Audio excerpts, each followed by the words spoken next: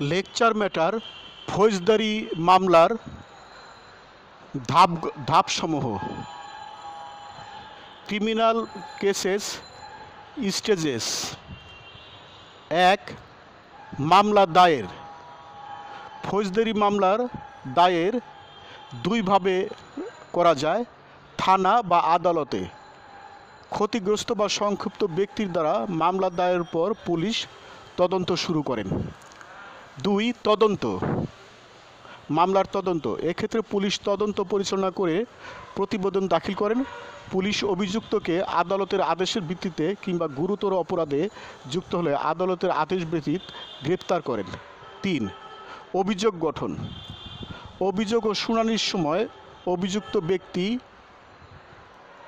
তার বিরুদ্ধে দায়ের করা অভিযোগ সম্পর্কে জানবেন, দোষ স্বীকার কিংবা নিজেকে নির্দোষ দাবি করতে পারবেন, জামিনের আবেদন করতে পারবেন, আদালতের আদেশে অভিযোগ থেকে অব্যাহতি পেতে পারেন। 4. সাক্ষ্য গ্রহণ। বাদীপক্ষ আদালতে সাক্ষী উপস্থাপন করবেন।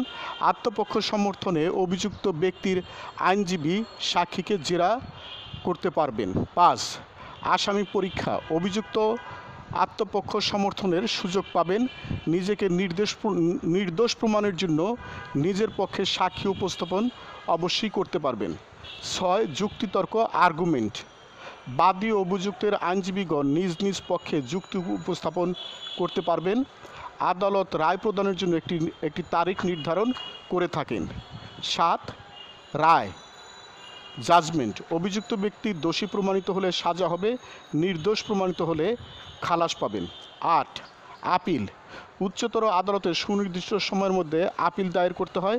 বাদী কিংবা অভিযুক্ত আইনজীবীর মাধ্যমে এবং কারাবন্দীগণ জেল কর্তৃপক্ষের মাধ্যমে আপিল করতে পারেন।